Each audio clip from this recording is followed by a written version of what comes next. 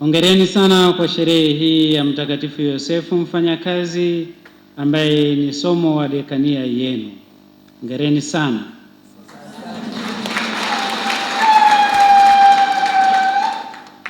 Ni siku ya kufurahi lakini kumwangalia Mtakatifu Yosefu pale juu na kuiga mambo yake ya msingi aliyoyafanya katika ulimwengu huu, na hasa tukiangalia swala la kazi alizozitenda.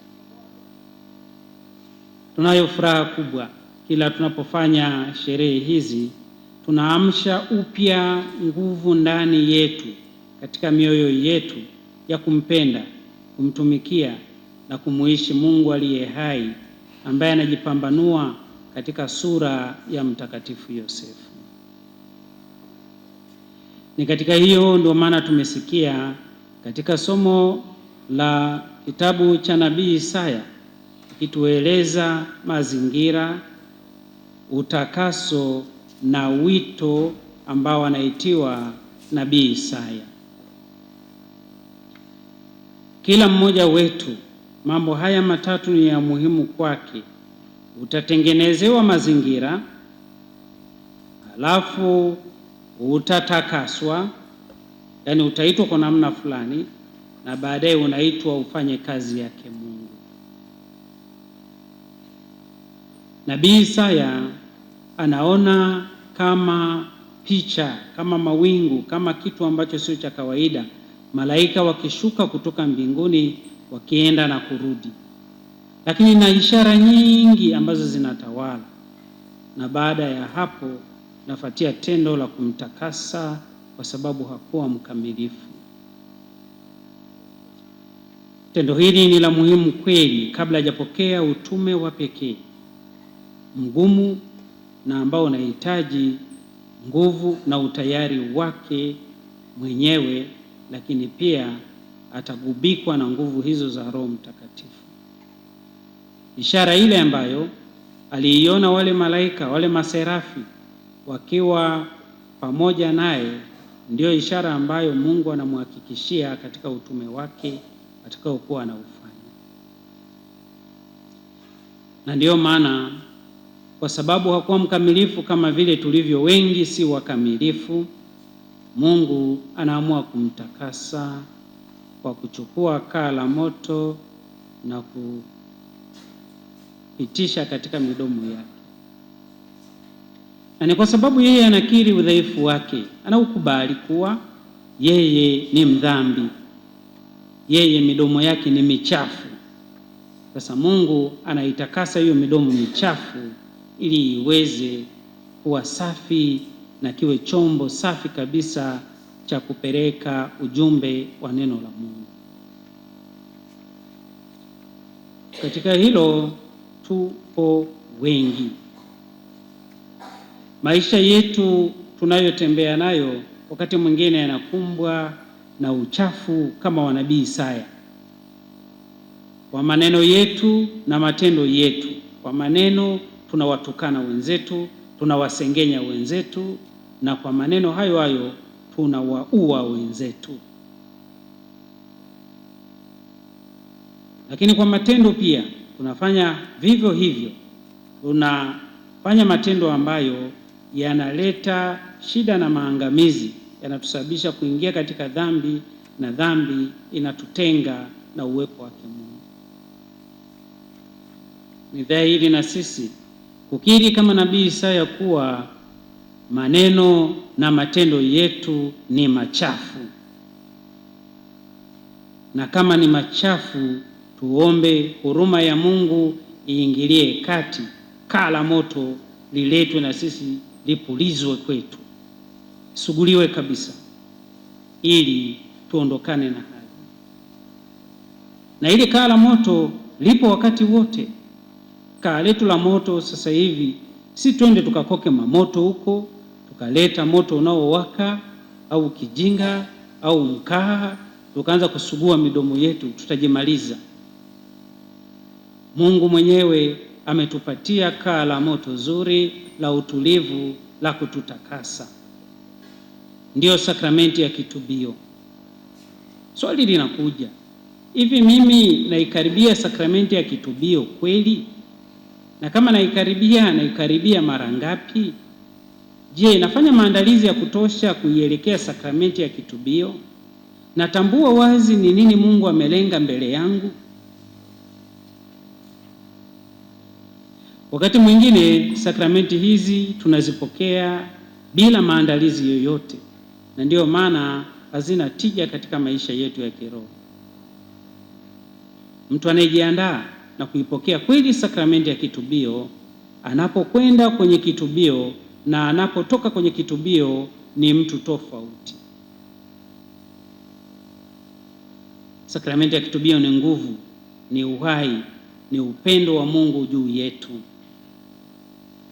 Sakramenti ya kitubio inatuimarisha, inatutia nguvu tuendelee kupambana hata na magumu ambayo tunakutana nayo kila siku inayoitwa leo ya maisha yetu.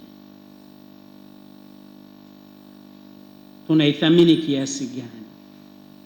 Katika nyakati zetu zimeingia falsafa za namna mbalimbali za kupuuza, kubeza na kuitupilia mbali sakramenti ya kitubio.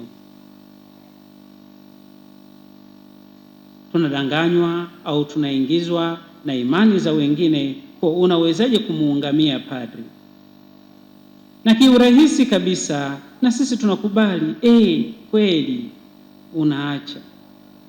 Umesahau mafundisho yote uliofundishwa tangu wakati wa ubatizo, komunyo ya kwanza na kipaimara, na wengine hata katika ndoa takatifu. Tunayumbishwa na mtu ambaye hajafanya mafundisho yoyote, na wazo lake tu linamjia kuwa ukienda kuungama unaungama kwa padri. Yaani padri mwenyewe umeshamuondoa Mungu katika maisha yetu. Ukishamuondoa Mungu katika maisha yako, hubaki na kitu, hata wewe mwenyewe hauwi salama. Lazima tukubali kuwa Mungu ana nafasi yake, na huyu ndio tunayemwendea, kumpigia magoti, kumwambia mia culpa, mia culpa, mia grandissima culpa. Ni huyu ambaye tunamwambia tumekosa sana, na ni huyu ambaye ndiye anayetupa huruma na msamaha. Hili ndilo kaa la moto sakramenti ya kitubio, na inafariji kweli mwishoni kabisa mwa maneno yale ambayo Mungu mwenyewe anayasema kwa kinywa cha padri. Mungu aliyeupatanisha ulimwengu na nafsi yake kwa kifo na ufufuko wa mwanaye mpenzi, akatutumia Roho Mtakatifu ili tupate kuondolewa dhambi. Yeye mwenyewe akuhurumie na kukusamehe dhambi zako zote, kwa jina la Baba na la Mwana na la Roho Mtakatifu. Haishii hapo, anakutaka sasa uondoke ukiyasahau ulioyatenda na kwenda kuanza maisha mapya ya amani na furaha, akikwambia dhambi zako zimeondolewa, nenda na amani. Ni katika teolojia hii tu ndio maana na baki kusema wazi, aliyejiandaa kwenda kuungama ataenda tofauti na atakavyotoka katika kitubio. Ukijiona wewe umeenda na kurudi yule yule, basi kuna sehemu haikwenda vizuri. Hili ndilo kaa la moto. Na ukishatoka katika sakramenti ya kitubio, neno nenda, dhambi zako zimeondolewa, nenda na amani, sio tu swala lako wewe, ni utume unaotumwa kwa ajili ya wengine. Ni utume huo ambao tunatumwa pia hata katika misa takatifu. Misa imekwisha, sasa mnatumwa kumtumikia Mungu, au misa imekwisha, nendeni na amani. Sio swala la kuondoka tu, umetoka katika milango ya kanisa, unapewa kazi ya kuwa mhubiri tena kwa wengine, kupeleka habari njema kwa wengine. Swali langu linarudi, haya tunayafanya kweli? Tunaposhiriki sakramenti hii ya kitubio, tunaposhiriki misa takatifu, je, ni ukweli kuwa tunafanya hayo ambayo tunatakiwa kuyafanya, au imeshakuwa ni sakramenti tradition? Yaani ni utamaduni wa kawaida, umefika unaenda unatoka, umefika unaenda unatoka. Ili iweze kutuletea manufaa makubwa katika maisha yetu ya kiroho, lazima tujiandae, tuungame vizuri na tutekeleze yale ambayo tunaaswa na pia au tunashauriwa, na pia tuwe watangazaji wa hiyo habari njema. Katika Injili, maneno yake ya mwisho kabisa leo, Yesu anasema hivi kuwa mkinikana nami nitawakana, mkinipokea nami nitawapokea. Japo ni ukweli ameanza na mifano mingi kwa mwanafunzi hawezi kumpita mwalimu wake, hata akijitahidi atafanana naye na mambo mengine mengi, lakini kiini chake kilikuwa hapo kuwa ushuhuda wa maisha yetu kama Wakristo wa Katoliki unahitajika sana katika ulimwengu huu wa leo. Lazima tukubali kumshuhudia Kristo kwa maneno na matendo yetu. Lazima tukubali kumshuhudia Kristo katika sehemu mbalimbali, kuanzia katika ngazi ya familia zetu. Tumhubiri Kristo, tumuishi Kristo, tumtangaze Kristo. Tukienda katika jumuiya, hali kadhalika hivyo hivyo, katika kanda zetu, katika parokia zetu, na hata katika dekania yetu. Tumeitwa kuwa washuhuda wa neno la Mungu kwa maneno na matendo. Tunamshuhudia. Leo tunapofanya hii sherehe ya dekania Mtakatifu Yosefu Mfanyakazi, somo wetu tuingie pia kwa kumwangalia Mtakatifu Yosefu, lakini hasa katika hili alilopewa au katika hili ambalo sisi tumelichagua la mfanyakazi. Na tujiulize kuwa mimi nafanya kazi?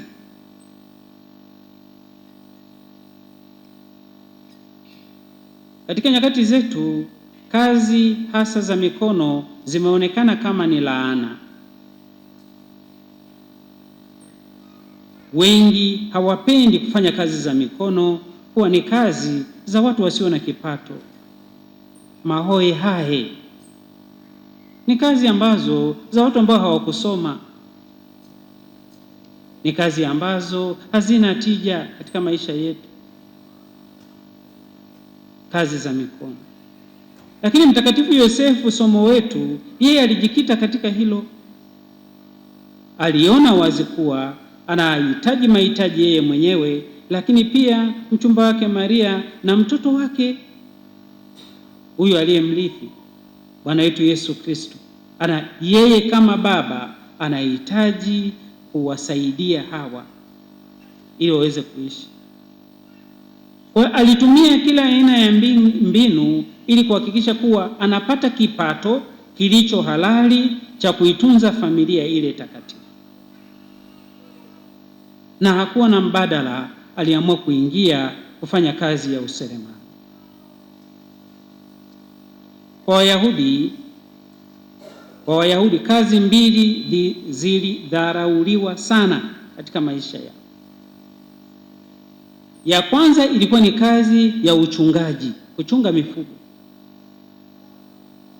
Aliyechunga mifugo alikuwa ameshashindwa kazi zingine zote duniani, akaangukia kwenye kuchunga mifugo. Kazi ya pili ilikuwa ni huu ufundi seremala, tengeneza furniture. Huyu naye alionekana hana alternative nyingine yeyote. Sasa iliyobaki yeye apambane na miti tu, kwa sababu binadamu hamwezi.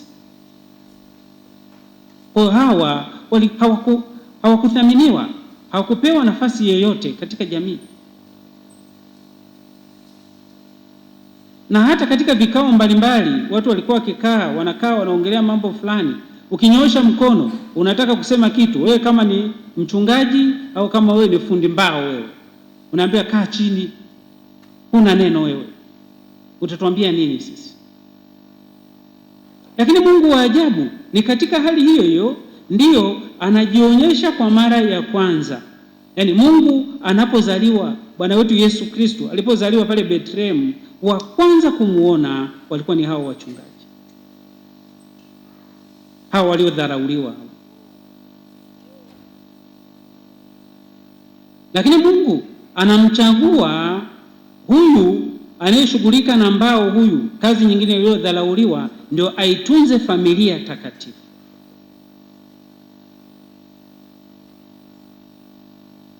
Kitu ambacho tusingeweza kukitegemea katika jamii ya Wayahudi. Mungu alitaka kutufundisha kuwa tusidharau kazi wala tusichague kazi. Na hizi kazi hizi, watu siku hizi kazi wanaona ya maana ni ile kukaa kwenye kompyuta na kuangalia vitu fulani hivi. Hiyo ndio inaonekana kazi. Zingine hizo sio kazi. Kukaa ofisini kupokea watu na kuondoka, hiyo ndio kazi hiyo. Na utakuta wengine sasa hivi kwa huyu atafanya hii, huyu ataenda huko bustanini.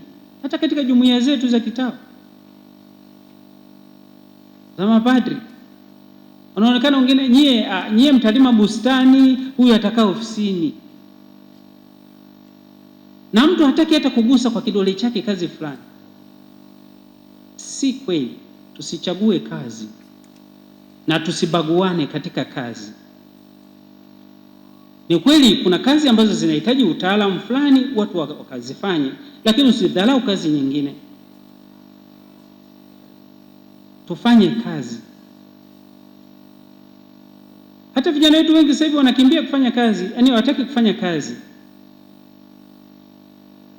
Yaani akiamka asubuhi anajiingiza kwenye mambo mengine. Maana Paulo alisema hivi, kwa sifanye kazi na asile, kwa sababu amesikia miongoni mwa watu kuwa wako ambao ni kujiingiza tu kwenye vikazi vya wengine. Wao hawataki kufanya kazi wala kugusa kazi.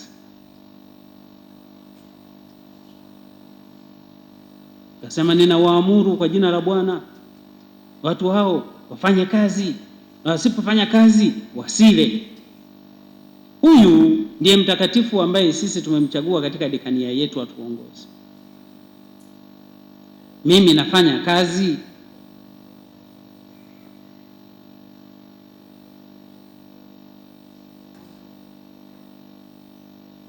Wakati mwingine tunaishi katika umaskini kupindukia katika ardhi yenye utajiri wa kutisha, ila kwa sababu watu hawataki kuingia katika kutenda kazi. Anataka kila kitu kije tu. Biashara za chuma ulete hazipo sasa hivi, na hata waliofanya hawakufanikiwa kwa namna yoyote ile. Tumuombe Mtakatifu Yosefu atufundishe kufanya kazi, lakini kubwa atufundishe pia kupokea kazi yoyote. Tusibague kazi.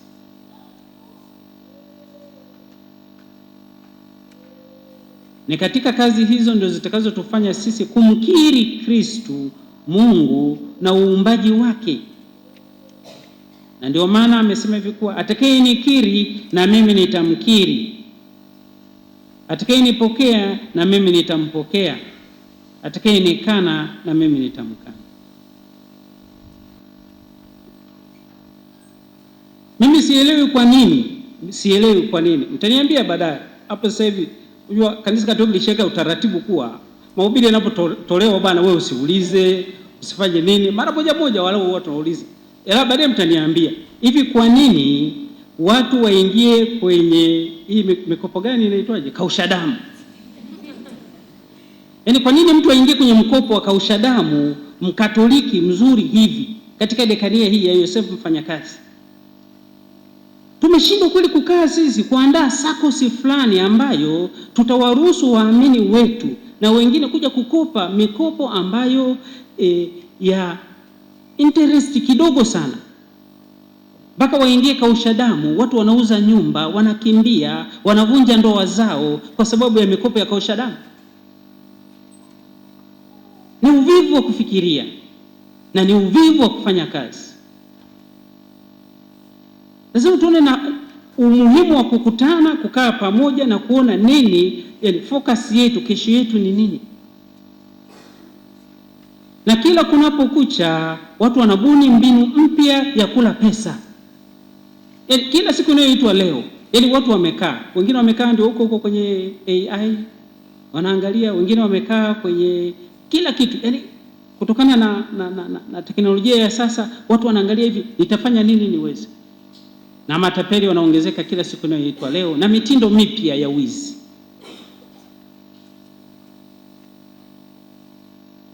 Tulioni hili kama ni janga ambalo linaikumba jamii yetu sasa, na tuone namna gani ya kuwasaidia wote wanaoteseka na kutaabika, tukiwajengea waamini wetu misingi mizuri au ushauri mzuri wa uwajibikaji, kutenda kazi, na wakaokuza kipato chao, watazisaidia familia zao katika kusomesha vizuri watoto, lakini pia watalisaidia pia kanisa. Lakini kama tukifanya hivi, tukiridhika tu twende, mchungaji unasikia kabisa kuwa waamini wako 3 4 wamekamatwa na mkopo wa kausha damu, unasema hivi kwa wacha wakome. Hawakomi wale, tunakoma wote. Wote tunateseka katika hilo. Kwa tuone umuhimu jamani wa kumwiga Mtakatifu Yosefu katika maisha yetu. Na tuone kuwa dekania hii, muone ni mnaweza kutengeneza fursa mbalimbali za kuwasaidia watu kukua zaidi kiroho.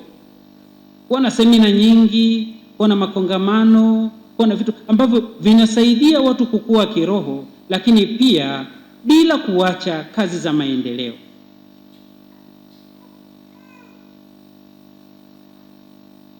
Nafahamu hai maisha habari ya contemplative life na active life. Najua yapo katika mashirika yetu mbalimbali.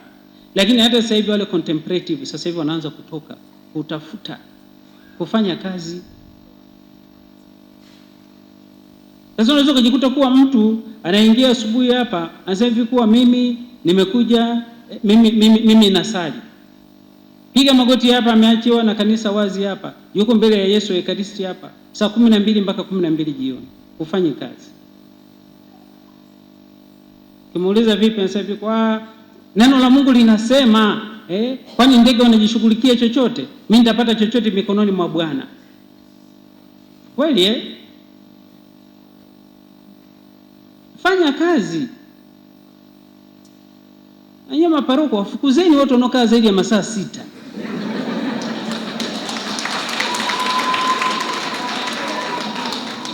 Hawa ni wavivu, wanakimbia familia zao, wanakimbia majukumu yao, wamekuja kukaa huko. Wewe masaa 6 upo huko, unafanya nini?